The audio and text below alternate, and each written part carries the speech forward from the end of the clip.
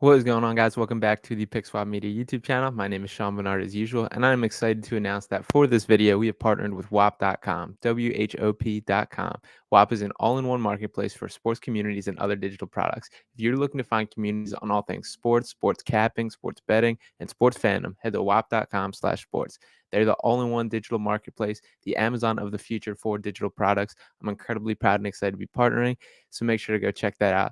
You can click the link in our description and our comments. Thank you to WAP for sponsoring this video, and thank you to you guys for tuning in. Going down the field, can they do it again? Yes, they can! And the catch is made by Taj Washington. Touchdown, USC. Blocked by Embiid! Timmy, yes!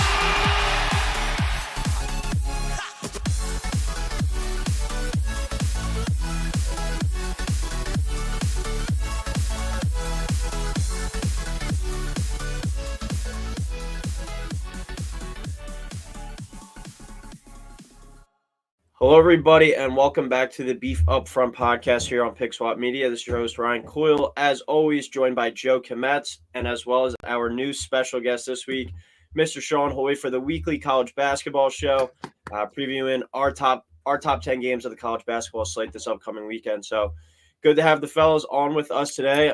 Welcome back, Joe. Welcome for the first time, Shawn. How are we, guys? Fantastic. Ready to roll. Great. Happy to be here. All right, so before we get into this week's slate, we will just quickly recap last week. Not the strongest week from Joseph and I. I went 6-4 straight up, 14-16 overall. Joe, you went 8-2 straight up. Pretty good there, 16-14 overall. But our winner of the week last week was Tony, our special guest last week. He went 6-4 straight up, but 18-12 overall. So pressure's on Shawn to carry on the legacy of the new guest winner. But before we get into this week's games, we'll do some bracketology. As always, the blind resume game. All right, fellas, two teams here. Team 1, they are 17-5, ranked 42nd in the net, 37 in KenPom. They're 1-2 in Quad 1, 5-3 Quad 2, 5-0 Quad 3, 6-0 Quad 4. Team 2, 13-9, 25th in the net, 19 in KenPom. 3-9 in Quad 1, but 3-0 Quad 2, 1-0 Quad 3, 6-0 Quad 4. So, Shawn, if you had to pick one of these two teams to make the tournament, who would you be taking? Is Team 1 Boise? No. Can you give me Team 2 again? Team 2 again is 13-9, 25 in the net, 19 in KenPom. 3-9 Quad 1, so their only losses are Quad 1, 3-0 Quad 2, 1-0 Quad 3, 6-0 Quad 4. I think I'd take Team 1. Joe? But I think I have a guess on Team 2, too, but I'll let you go. I think I know what Team 2 is, but I would have to go Team 1 just because of the overall record, because they both were good, Quad 4 and Quad 3. But, Team 1 only having 3 Quad 1 opportunities definitely says something, but I'll go Team 1. Who do you think Team 1 is? Ohio State, Team 2? I think Oklahoma's Team 2. No, it's West Virginia. Oh, wow. Really? Yep. All of their losses are in Quad 1, which is pretty crazy. But Team 1 is Memphis. Oh, yeah. They're right there. Yeah, So, that makes They'll sense. probably get the benefit of the doubt because of Penny and, the name on their jersey and all honesty. but both of those teams are, as of yesterday, in Lenardi's field, both in the last 4 byes as well. So Memphis doesn't really have many big games coming up. I believe they still have Temple and Houston are probably their 2 biggest games, conference-wise, still on the schedule. But then West Virginia, as we know in the Big 12, they still have plenty of opportunities. So we could look back and they could be 3-15 in Quad 1 at the end of the day, but still might have a chance at the tournament if things kind of shake their way, even with the amount of losses they have. They could be like a 13, 14 loss team and maybe even sneak their way into the field. So Big 12 two is pretty tough. contrasting teams. Yeah. Big 12 is tough. We got plenty of Big 12 games on the slate, but to start it off, we are in Friday night with one of the teams you guessed, Shawn, Boise State, sitting at 18-5, travels to number 22 San Diego State, who's 17-5. 9 o'clock tip on FS1. Our projected score here from Haslam Metrics has it as 70-66 San Diego State. So San Diego State minus 3.5, over under 135.5. Shawn, why don't you start us off with your thoughts on this game? a big bounce back spot for San Diego State. They're a real bad loss in Nevada. Nevada is a tournament team as of now. But I don't know. That's not a great loss for them. Boise struggled on the road against Air Force, who has been very bad. So, I'd see them struggling again on the road here, too. I think that San Diego State team is really solid. They have a good defense. Boise kind of lives and dies from the three, and San Diego State can shut that down. So I like them 70-63, covering that 3.5, and I have the under as well. Joe? Yeah, I completely agree, Sean. I'm going to keep this one simple. San Diego State 73, Boise 68. So I'll take the 3.5 as well. I'll take over. Just one of those games, coming off a tough loss, like you said, at Nevada. They're going to be coming home playing pissed off. Kind of feels like a no-brainer to me. Just take San Diego State. No need to really reinvent the wheel. I like San Diego State as well, and to cover 68-64. So San Diego State minus 3.5, under 135.5. But the Mountain West, this is a big kind of, stretch run for them because they are in position to maybe get 4 teams in the tournament with Boise, San Diego State, Nevada, and New Mexico all in shape to make the tournament as of right now. But after last year when it was Colorado State, San Diego State, and Wyoming, I believe it was all of them lost the first game. And I think only the game with Colorado State against Michigan, they were in control most of it, but then they lost by, I think, almost double digits at the end. It would be big if they got 4 teams in, but if they have another rough showing in the tournament, that's going to be a major blow to the conference. So I think San Diego State is safely kind of in the field right now compared to Boise State. I think this game would almost make Boise State, as long as they take care of business down the stretch, a lock. But I like San Diego State to win here, bounce back at home. It's really hard to win on the road in this league, in all leagues in college basketball, but the Mountain West has a lot of good home court advantages. So I'll go San Diego State here as well, so clean sweep for us there. We transition to Saturday now, a big-time game in the ACC with number 6 Virginia, who's sitting at 17-3. I feel like they're flying under the radar despite being ranked so high as of right now. But they're at Virginia Tech, who's 13-9. 12 o'clock tip on ESPN2.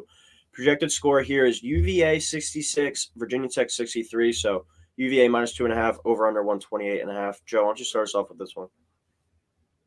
I'm going Virginia 62, Virginia Tech 55. So I'll take a minus 2.5. And I'll take the under.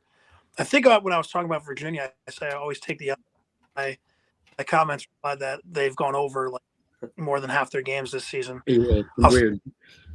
Yeah, I'll still take the under forever with Virginia. I'll never. This Virginia Tech team is just not that good to me. I know they had a big win against Duke the other night, and I will say Coliseum, when they got a big game, they do show up, and it is a real tough environment to go into. But I trust Tony Bennett. I trust Virginia. Kihei Clark, I feel like, has been there since I was in high school. So since we were all in high school, I feel like he's been there forever. And Virginia Coyle, I think they're definitely going under the radar because technically they're still in second place in the ACC. Clemson, who we're going to get to in a little bit, is still in first. And the ACC being down definitely doesn't help them either. But they're a team – they're going to be like that 3 seed that no one's going to be talking about, that the people will pick as like their sleeper Final Four team that'll probably get outgunned in like the second round by like a 6 seed Florida Atlantic if they keep going the way they're going. But Virginia, I'm not going to pick against them here because this Virginia Tech team is just not that good. I'm going to take Vatech actually at home here, 70-65. So Vatech plus 2.5, over 128.5. Their students, like you kind of said, Joe, for these big games, their students and their fans, they get up and it's always looking like a pretty cool environment there because they have that, like, it looks like an end zone behind their basket where it's like the elevated stands, and then they're all like jumping off that after the big win. This is like one of the bigger schools on the East Coast, about 30,000 undergrad students. So they show up, and especially against these big-time rival games like Virginia. They've also won their last 2 home games against Virginia and have been playing better recently since Hunter Couture returned to the lineup. It might not be exactly reflected in the win-loss column, but they have been playing better. And they're a team that, with an ACC that I think is pretty wide open, if they're able to get fully healthy and gain some momentum heading into the ACC tournament, they could be like a team that's like the 7 or 8 seed, but they're like a bid stealer come March and make a run all the way to the championship and win the ACC tournament and get into the big dance. So I think this is one of those games where if they are going to maybe make that kind of run, it has to start with like a big win like this at home. So I think that they ride some of this home fanfare momentum and get a big time win here, 70-65. Yeah, I agree 100%. I'm on the Hokies as well. Kind of going against the grain here because UVA's won 9 of their last 10 straight up, and Virginia Tech's only won 2 of the last 10. But it's going to be slow, muck it up type game, and I kind of like the home team in those types. The home team has also won and covered the last 4 in these matchups, and the under hitting in 4 of the last 5. So I am going to take the under with 64-61 Virginia Tech. I'm just going to stick with the trends, and I'm going to ride the home team. There's some sharp statistics by you, Mr. Hoy. Come on, Shawnee Sharp, baby. Let's go. All right, Big 12 now. Number 8, Kansas at 18-4. At number 13, Nick McClay's Iowa State Cyclones at 15-6. 12 o'clock tip here on ESPN. Projected score here actually has Iowa State winning 67-66. So Iowa State minus 1.5, over under 132.5 is the projection. Anyone want to start us off on the one? Roll with the Cyclones. I hate the pick, but I feel like this game, Coyle, like you say, this game will tell me about the rest of the Cyclones. They're coming off of a demoralizing, back-breaking loss to Texas Tech. That game was over. I turned it off. I had the game on. I turned it off when they were up like 20. All of a sudden, I got the alert that Texas Tech came back and won. I couldn't believe it. This game is one of those games where if they lose to Kansas, that means they will have lost 5 of their last 7. And you lose a game like that to Texas Tech, that's the one kind of gimme the Big 12 has given you this year. Everyone else is a war. I mean, the rest of their schedule isn't going to get any easier. This is a game that they need to win if they want to, kind of keep the ship afloat. They had a heartbreaking 2-point loss at Kansas earlier in the year. This isn't the last dance for my Cyclones, and I'm going to take them. Shout out Nick McClay. Shawn, what about you? I mean, I'm a huge fan of this Kansas team. I have a future on them 18-1 to win it all. Jalen Wilson is the top 3 player in the country right now. KJ Adams has only gotten better as the year's going on. And Grady Dick's a dude that can just shoot you back into a basketball game. Yeah, I'm going against Nick's Cyclones as well. They've been headed in the wrong direction. I got Kansas 70-65, so Kansas plus 1.5, over 132.5. I will continue to pile on against Mr. McClay's Cyclones because Kansas is just clearly the better team. I think if you just looked at a team on paper, talent-wise, I think you can make a good argument that Iowa State is the least talented team in that conference. And that's not a slight or anything. They're just – the Big 12 is far and away the best conference in the country this year. And Iowa State is still going to be – most likely, unless they completely fall off the edge, a pretty safe tournament team, probably getting like a 6 or 7 seed, I would say, by season's end. But we've said this kind of all year. They're not a very talented team, but they're just a team that finds a way to win games, and Otzelberger is a really good coach. But I think the lack of talent can only get you so far. I kind of want to relate this like to the New York Giants from the football season where they were just finding ways to win games as a less talented team. But at the end of the day, that was exposed in the playoffs. And I think Kansas is a team that can expose Iowa State's talent. Don't get me wrong, this is going to be like a rocking atmosphere at this game, and I wouldn't be surprised if Iowa State came out and won in front of their home crowd. But I just think Kansas they went on their little losing streak. I think all the Big 12 teams are going to have that little rough patch in the season. Kansas, I think, is back on the uptick. And I think that they're national title good, like you, Shawn, and I got them winning this game, going 2-0 against the Cyclones this year. And inching closer to another Big 12 title. SEC now, the most fraudulent team in the country, in my opinion. Number 25, Auburn, 16-5 at number 2, Tennessee, who's 18-3. 2 o'clock tip on ESPN. Our projected score here: Tennessee 71, Auburn 59. So we'll do Tennessee minus 11.5, over under 129.5. We're recording this on Wednesday. As of right now, Auburn, while we're recording, is playing against Georgia. So their record will be a little bit different headed into this matchup, but Bruce Pearl against his old school. Joe, what do you think of this matchup? I really hate both of these teams. I'm just going to go Tennessee 8, Auburn 62. So I'll take Tennessee minus 11.5. I'll take the over 129.5. Tennessee's just better than Auburn, but this is, Rick Barnes, come March. I will be fading them in the tournament. It happens every year. but I'm not going to fade them in this game. This is Auburn. It's a lot like last year. Like they can't really shoot the ball that well. They're kind of they got athletes, and they're more talented than the bottom half of the SEC, which is where they're going to pick up a lot of their wins. Like they're 16-5, but I wouldn't really say they're world beaters. Like they're hanging on to the top 25 by a thread, and I just don't think they have the horses to keep up with Tennessee. Shawn?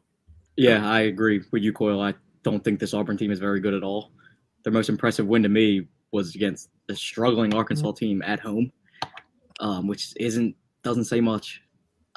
Also, not really a huge fan of this Tennessee team either, but it's hard to argue against what they've done this year, especially on the defensive end, giving up less than 55 points a game. And their average, I think, win margin is plus 20, which is insane. Auburn's offense is super streaky. I just think Tennessee's defense is too good. I think they shut them down pretty easily. I got it 76-58 with Tennessee covering 11.5 and going over that 129.5.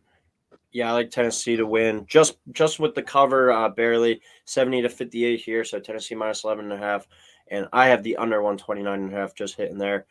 I'm not exactly a believer in either of these teams. I like what you said, Joe, where when you look at Auburn, they're going to rack up most of their wins against some of these lower quality SEC teams. Like I believe right now they're up double digits on Georgia, who won't be a tournament team. You look at teams like Florida, South Carolina. That's where they're going to kind of rack up a lot of their SEC wins, but they're just far less talented than they were last year when they had Jabari Smith and Walker Kessler.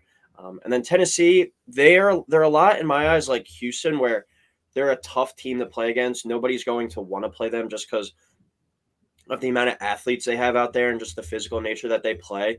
But if you get a hot shooting team one day in the tournament, I don't think that Tennessee has the offensive firepower to kind of compete against them. If they get matched up against a team that throws a lot of guards at you and is able to spread the floor and shoot the three ball well, they could be a quick exit once again from the tournament. They're just one of those teams where I won't, I guess, bet on them or put them going very far until they prove me otherwise, and they just haven't been able to do that yet. Maybe this is the year they break through, sitting here at 18-3 on February 1st, but I do think that they win this game against an Auburn team that I'm less of a fan of, but long term, we kind of talk about it and touch on it every week, Joe. Just not a huge fan of this team long term. Transitioning over to the ACC now, number 23 Miami at 17-5, at number 20 Clemson 18-5. 3:00 tip ACC Network. Projected score here has Clemson winning at home 74-73, so we'll do Clemson minus 1.5 over under 146.5. I'll start off on this one. I'll take Miami to win outright here on the road 78-73, so plus 1.5 over 146.5. Pretty simple for me. I just trust Miami's guard play. That was my reason for picking them last week against Pitt. Came back to bite me a little bit, but this Pitt team I think is a little bit better than getting credit for. This is a Miami team, experienced group, a lot of guards who have played in big games. And Clemson might actually mess around and miss the tournament this year. They're sitting at 18-5 and first place in the ACC, but the metrics are not in their favor at all. If they go on a little bit of a losing streak here and they don't really, I guess, finish the season strong, they're definitely going to be a bubble team. They have losses to South Carolina, Loyola Chicago, and Boston College now the other night. Those are 3 really bad losses. 2 of them are quad 4. I think Boston College is a quad 3 loss. So this is a Clemson team that needs to start taking care of some business more after starting out super hot. Haven't been playing that well in recent weeks. I think Miami trips them up at home here and gets the outright win. Yeah, I agree. I have Miami as well. Win this game 78-75, covering that 1.5 and going over 146.5. Clemson's undefeated as a home team this year. I don't think it means much in this ACC. This ACC is not good. Clemson was projected 11th, and they're sitting at the top of the table. Miami's holding on that 4 spot. But I think they come in and get this win. I think it's going to be tight, but I think they're going to get this done. I think Isaiah Wong has too much firepower against a Clemson team that I don't think is very good. So I'm going to take them. I'm going to take the points, and I'm having them win outright. Yeah, I'm going to take Miami as well. Clean sweep across the board. Clemson's best ACC win is a 1-point win at Pitt. And, like I know last week, Coyle, we touched on, I'm kind of glad to see Pitt back in the tournament conversation. But it still doesn't mean that they're an elite team this year. Panther, baby. Or Pitt Panthers, yes, sir. Outside of And I think, in all honesty, probably the second best team in the ACC. They might not end up getting that 2 seed come tournament time, but Miami has the guard play that will help them come tournament time. March, just like they did last year. I just think they're better than Clemson. I think this is going to be a Clemson team, Shawn, to kind of go off what you said. That's going to kind of come back down to earth these next couple of weeks. And it is crazy to say, Coyle, that at 18-5 they could miss the tournament, depending on how they perform the rest of the way. But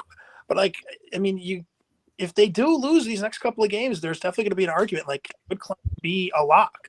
So it's going to be interesting to see the rest of the way. Yeah, 1 second here while I pull up Clemson's metrics.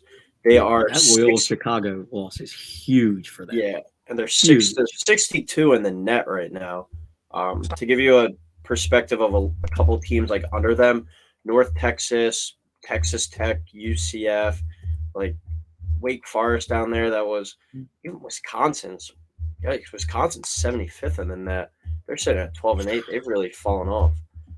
And then when you look at Ken Palm too, I know that they factor that in a lot. Clemson's 67. So like, if they're really going to value these metrics and at least make that, I guess, as like a tournament talking point going forward, like when they say, all right, why did this team make it or why didn't this team make it? And Clemson has these poor of metrics and not really many like huge wins, just a nice volume of wins. I feel like those are kind of like oblivious, I guess maybe is the word. Just you can't say you're emphasizing one thing and then a team just because they have a lot of wins not reflecting that in their metrics at all. So it's something I think that certainly we're gonna have to watch. But being able to get like this would be a huge win for them, a quad 1 win against a Miami team that's really good. Yeah, there's not many ACC big wins out there for a conference that's been so bad.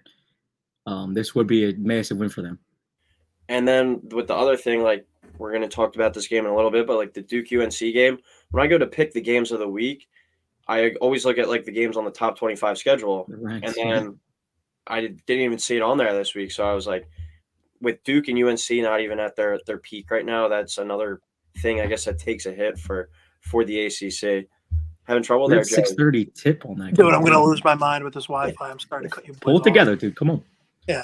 I was going to say before I cut out, the fact that, Cole, I believe you said Texas Tech was, one spot below them in the net?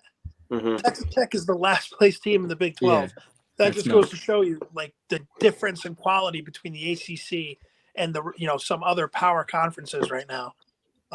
Definitely not a believer in Clemson long term. I still think they'll be able to sneak in, but it's going to be tough because, like you guys were saying, there's not a lot of, besides this Miami game, they have Virginia. They don't really have a lot of winnable games that would count as quality wins. Like, there's just not a lot of meat left on the bone in the schedule. Where if they lose their next couple of games, like you said, they could be sitting in be the 1 seed in the NIT, be a great NIT team, but not a tournament team. Yeah, that would be pretty insane for how long that they've kind of been atop of the ACC. But we'll transition now to the Big Ten. This is a game I'm actually looking forward to the most this weekend. Not the best record, but I think this is going to be an awesome game back and forth. That's number 1, Purdue at 21-1. They're playing Penn State as we speak right now. They're going to Bloomington to play number 21, Indiana, 15-7. Huge rivalry game here. 4:00 tip, ESPN. Purdue is projected to win this one 72-69. So we'll go Purdue minus 2.5, over under 140.5. Shawn, why don't you start us off with your pick here? I hate Purdue basketball. As I say that much, I hate them. I don't like Zach Edey. I don't like Fletcher Lawyer. I don't like Braden Smith's dumb knee-high socks. I don't know what Ethan Morton does. He just runs around. I don't like them. And that's not changing this weekend. I'm taking the Hoosiers 72-71. Give me the plus 2.5 and that over 140.5. Indiana's been red hot over the past 2 weeks till last night where they lose to Maryland, which is, a big look-ahead spot for them. And I think a lot of them are looking ahead to this Purdue game. Great matchup of big men, Edey and Trace Jackson Davis, both playing at all-American levels. But, in honesty, Purdue has dominated this matchup. I think they've won 13 out of the last 15, which is tough for Indiana. But the middle of that Big Ten is super tight, and Indiana's right in the middle of it. this would be a massive win for them. And I'm going to pick them. I'm going to take the court storm at Assembly Hall. Joe? Yeah, I mean, it is crazy, Shawn, that you say that. Like, Indiana, according to ESPN at least, is 7th in the Big Ten right now, but they're a game out of second place. So Right. this is a they're all massive tight. Yeah, this is going to be a massive opportunity against their biggest rival. I don't know. I think Edie has just been so dominant this year. I do think Purdue is due for like a letdown, but I don't know if you can say it's going to be a letdown against your rival. It's going to be tough, definitely for sure. But I'm going to take Purdue here, even though I really hate this pick. A lot of picks are making me uncomfortable this week, so I'm going to go Purdue 83, Indiana 77. I'll take Purdue minus 2.5. I'll take the over 140.5, but I really don't like the pick, and I wouldn't be shocked if Purdue loses this game by like 10 points. I'll roll with Indiana as well, Shawn, 75-72. So give me the Hoosiers plus 2.5 in the over hitting there. A lot of times when you're in these type of big games, these rivalry type games, I think you have to give the benefit of the doubt to the home team. So that's one of the major reasons I'm taking Indiana. I think these two are the two front runners for National Player of the Year, unless Edie kind of really stumbles down the stretch and Trace continues to play at the superstar level that he's been playing. Maybe he'll be able to catch him, but it's going to be coming down to these two, I think, at the end, probably with Edie coming out on top. But I think it could be close, especially if Jackson Davis is able to outplay Zach Edey in this game. It should be an awesome battle, though. Like you said, Shawn, I was really surprised to hear that stat. 13 of the last 15 have gone to Purdue, but Purdue's been a much better, I guess, more consistent team. But I'm just surprised that Indiana hasn't been able to snatch up a few of these games at home. But Indiana has been playing a lot better. That loss at Maryland, like you said, might have been a look-ahead spot, but going to Maryland has never been an easy game either. I think, like you said, Joe, Purdue's due for a slip-up as well. They're known to do that over these past few years, but their only loss this year is a 1-point loss to a Rutgers team that everyone knows is as tough as a team that you'll have to play. So wouldn't be surprising to see Purdue go in here and win convincingly either, but I'm going to give the benefit of the doubt to the home team. I think Indiana gets a big time win here, and we could maybe even see them finishing up like around like a 4 or 5 seed if they continue to play the way that they have over these last few weeks. Another huge game, this one in the Big 12 now, two teams that are competing at the top there for the title. Number 10 Texas at 18-4, going to number 7 Kansas State, who's 18-4 as well in the Octagon of Doom.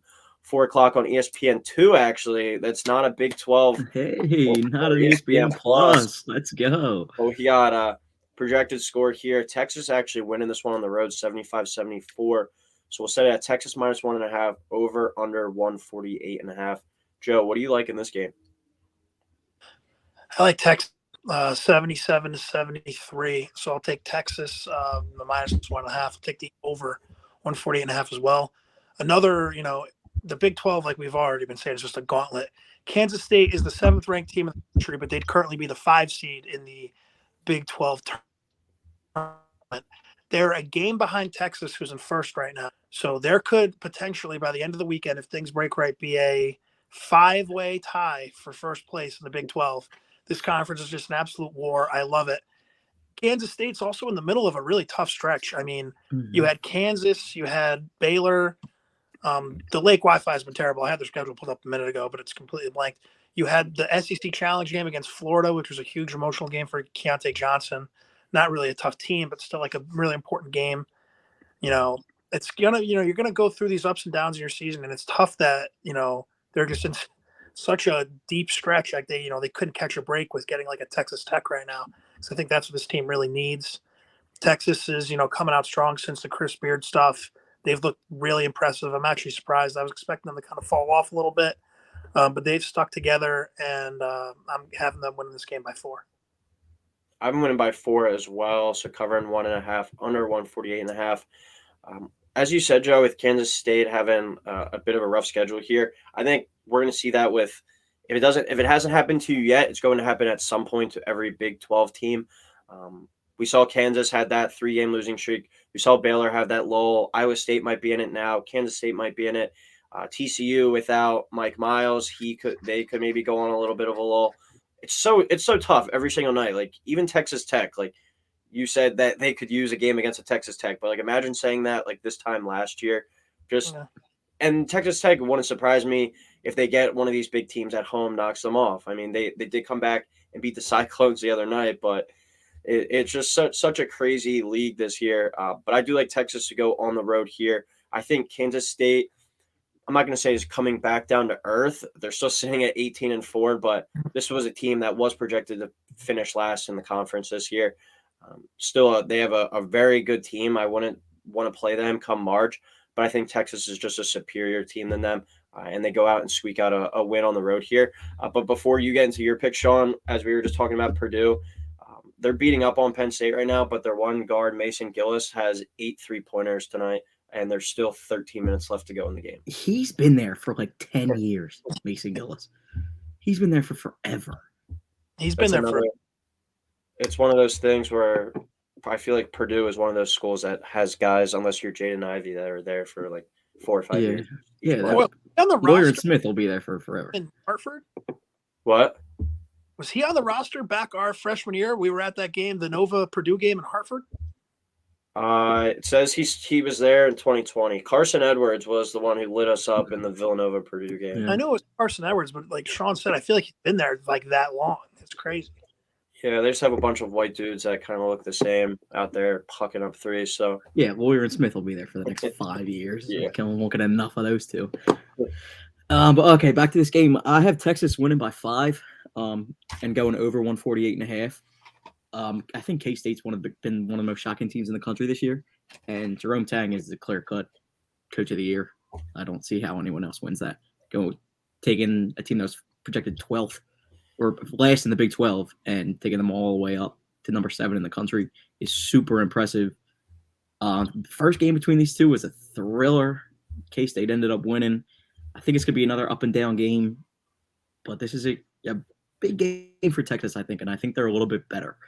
So I'm going to take them on the road. I don't love it, but I do think they'll get the job done. I think it's also kind of interesting that Texas is coming into that game as a favorite as well. That kind of gives me a little bit of a, I guess, inkling that Vegas really likes them to win that game as well. So that one should be really fun. But this one is one of the top 10 games, I guess, on the calendar each and every year for the college basketball fan. Not ranked, weird. Either of these teams not being ranked is really weird to see. But UNC at Duke, 6:30 on ESPN. First game without Coach K in it since God knows how long. Projected score has Duke winning 73-68. So Duke minus 4.5 and over under 140.5. Joe, give us your take on this one, Duke or UNC? I'm going UNC here, 78-71, for the simple reason this is UNC's rivalry now. They beat Duke in the Final Four. They beat Duke in Coach K's last game at Cameron Indoor. And I want to go the revenge factor, but just watching this Duke team with John Shire, it feels like, he's in a little bit over his head, at least this year. I'm not saying that's going to be a trend for however long he's at Duke, but at least this year there's definitely a learning curve. The old Duke wouldn't only beat Wake Forest by 2 points last night or 2 nights ago whenever they played. This Duke team is currently sitting at 7th place in the ACC. They don't have a number next to them. This isn't like the old ACC where it was stacked. The ACC isn't that good. Duke is 16-6. They're undefeated this season at Cameron Indoor, but UNC isn't scared of Cameron Indoor. We know that for a fact. They just have so much experience. All the guys from last year coming back. I feel like Baycott is going to have a double-double. Like, I could see Baycott having like 24 boards and like 12 points. I could just see Baycott dominating this game. So I'm going to take UNC all the way. And also, I hate Duke, so that's definitely a factor in why I'm picking UNC. Shawnee? Man, like you said, there's not as much hype going into this game as in years past, but it is one of the greatest rivalries in sports. Duke's offense is starting to look better the past couple games. Filipowski's been shooting the ball well, and Roach had a great night last night. DeMar DeRozan taking these mid-range shots. I was impressed. I disagree with Joe. I think Lively will be able to handle Baycott, and Duke's one of the best rebounding teams in the country. They're going to limit UNC's second chance points. They're going to give themselves second chance points. So I have them winning. Revenge the Sith Lord on Coach K. Give me Duke 76, UNC 72. I do have UNC covering that 4.5 and the over. But I think Duke is one of those teams that can, get hot and be very scary going in tournament time. I don't think they're a great team right now, but if Filipowski keeps playing the way that he's playing, I think that it will give them a huge lift come March. I agree with you, Shawn, that Duke is one of those teams where they have the talent, and when they are playing well, they can be one of the top teams in the country. But I also feel like it's been one of those things that since game one, people have been saying, like, all right, just give them time, kind of wait. And now here we are. The calendar just turned to February. It's time to turn it on and figure it out. And Tariq Whitehead looked like he was progressing to being like the guard for them. But now he's down with a leg injury. Not sure when he's coming back. It's just there's been so many moving parts. And it's also really hurt them that Derek Lively is the number one player in the country, and he's barely been able to make a substantial impact this year. So it's going to be a huge.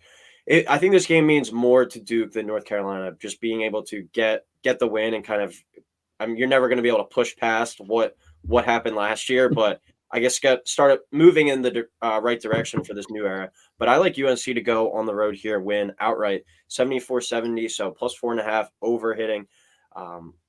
As I was saying a few minutes ago, this game almost didn't make the list just because it wasn't on the top 25 matchups, and those are the games I typically look at when we're picking these top 10. But this is a game that you have to throw on here. I certainly still will be tuned into it. They're both having, I guess you could say, down years for the program, but they're both going to make the tournament still. Duke is out for blood, though, losing that game in the Final Four, Coach K's last game. They're out for blood, and I think it might be even one of those situations where they come out and they try too hard off the beginning, and they're just making some simple mental mistakes. And I also just think UNC is a better team, and the presence of those veterans, like you mentioned, Joe, with Baycott, Caleb Love, RJ Davis, they've all been here. They've all played in big games. And you look at this Duke team, besides Jeremy Roach, it's all a bunch of freshmen, and then Ryan Young as well playing. It's hard to pick UNC, I think, to go to Duke and win again. But I think, like you said, Joe, they're just not afraid of that moment, and they know that they can go in there and win. So give me UNC over Duke, but add another classic to this rivalry. I think it's going to be a really good game back and forth. Despite neither of them being ranked, I think we're still in for a really good night. All right, out to the West Coast Conference now. Number 12, Gonzaga, 18-4 at number 18, St. Mary's, who is 19-4, 10:30 on ESPN.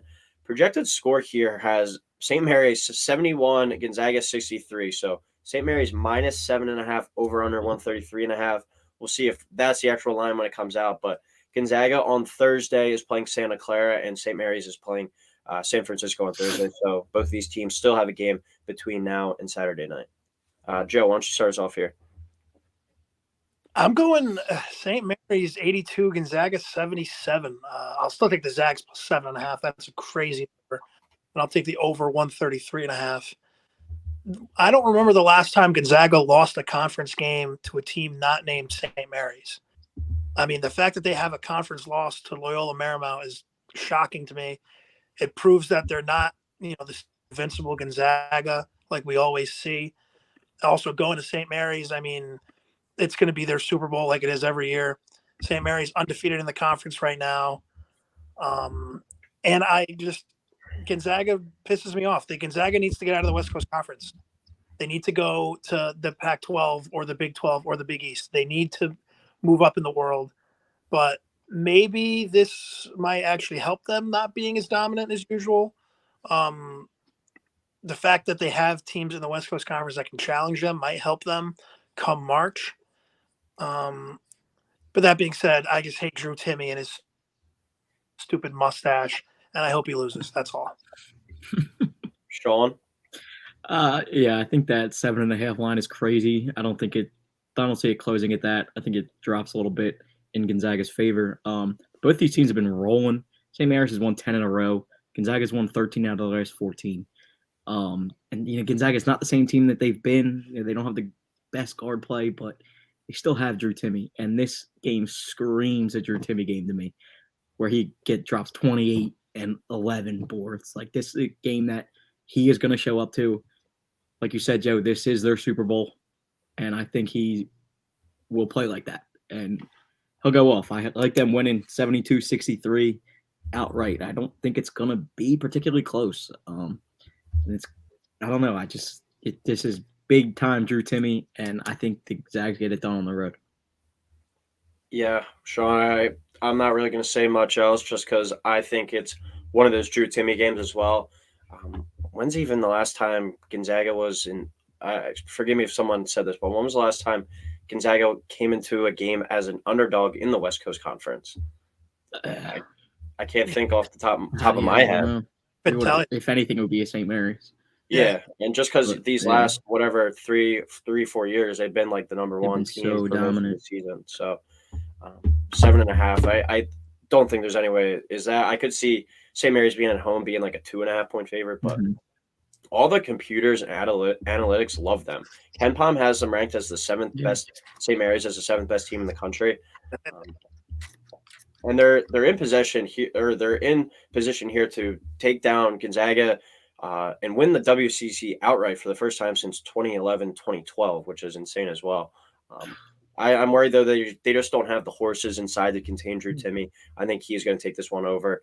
Zags win it outright 71-65, so plus 7.5 and over 133.5 there.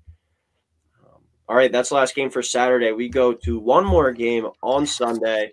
Number 3 Houston at 20-2, traveling to North Philly to play your Temple Owls at 14-9. 6 o'clock Sunday night tip here on ESPN2. Projected score still has Houston winning 71-56. So Houston minus 14.5, over under 126.5. Houston is playing Wichita State on Thursday. Temple has not played since this past Saturday, so they're going to have over a week's rest heading into this game. Shawn, what are your thoughts on this matchup? I don't see Houston falling into this trap again. They're one of the best teams in the country, and they're just too well coached to drop this game to the Owls. They also are limiting their teams to under 55 points a game, and Temple's offense isn't great, and they're definitely not good enough to beat this Cougars team for a second time. I'm not getting fooled in this one. Give me Houston by 10 plus. I have it at 68-57, going under that 126.5 number, but Temple covering that big 14.5 spread.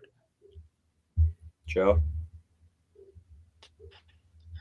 Yeah, I'm going to take Houston 70, Temple 65, so I'll take Temple plus the 14.5. I'll take the over 126.5. I can just see this being a game where Temple has to foul late. I think they're definitely going to be in it because Temple's kind of turned a corner. But it's just weird looking at their schedule. And Coyle, we were talking about this a little bit last week, you and I. The fact that Temple has losses to Wagner on their schedule, they have a loss at home. I believe it was Maryland Eastern Shore. They have a loss. They have a loss to Penn. Like they have a bunch of bad losses. Yeah, Wagner. They have a bunch of bad losses, but you look at them lately. They're on a 4-game win streak with wins at Houston and then at UCF. I just don't see Houston, like you said, Shawn, losing twice to any team in this conference. But if Temple can pull it off, they'll be tied for first in the American. They'll completely erase all bad will that they have with those 2 losses.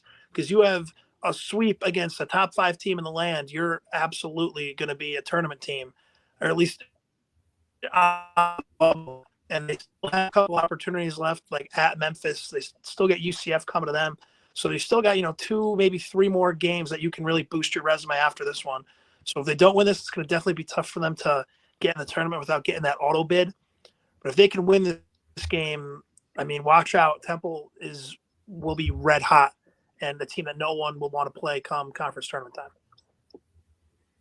Yeah, this is one of those games where, like, unless I'm 9-0 headed into this one on the week, like, I don't really care if I get it wrong by picking Temple over Houston, and if Houston winds up winning. But if I do go out there, let's have some fun. Let's take Temple with the upset here, beating Houston as almost 15-point dogs. That's something that'll get us a little beef up front attention out there. So let's have some fun and take Temple 66-63. So Temple plus 14.5, the over hitting there.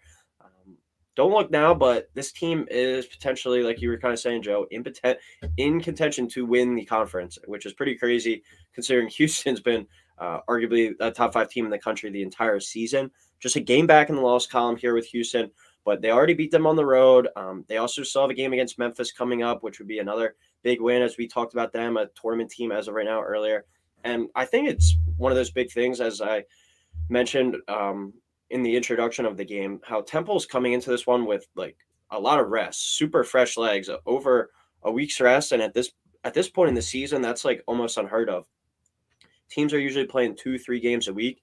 Houston's got a game on Thursday against Wichita State, then they have to travel to Philly. They're not going to be coming into this one as fresh, and I think also like I've been there in Temple's gym where they've pulled off like some big upsets. Like when the fans want to go down and go down there, as we know with Philly sports, it can get pretty raucous in there. That's a big gym too that holds about like 10,000 people. And with no football on Sunday night, not much really to do this weekend with the Super Bowl being next weekend, I could see a lot of people going to that game. I saw like a Temple marketing thing with like all students getting a bunch of like free tickets and whatnot. It's going to be, I think, a pretty good crowd down there. So let's have some fun. Let's take Temple with the upset. They've been playing some really good basketball recently, and let's just have some fun. Give me the Owls there winning outright as 14.5-point dogs. But that'll do it for this week. I think that was a fun show, guys. It was real, I think, good back and forth stuff. Any last second comments we want to touch on before we head out and get ready to watch some games this weekend? I'm just glad we got the kid from Rockledge on. I mean, that's all. Come on, baby. Very excited. Very excited. Absolute pleasure. All right. Well, Alabama beats LSU by 45 this weekend. 45. Write it down. 45. Well, what'd they beat him by last time? 40? And then they beat Vandy by 56 last night? They are a wagon. It's insane. And then they lose to Oklahoma by 30. So yeah, well, we don't got to bring that up, but they're a wagon. The weirdest sport in the world. But thank you, everyone, as always, for listening. Please like, subscribe. Thank you, everyone, for tuning in. We will talk next week.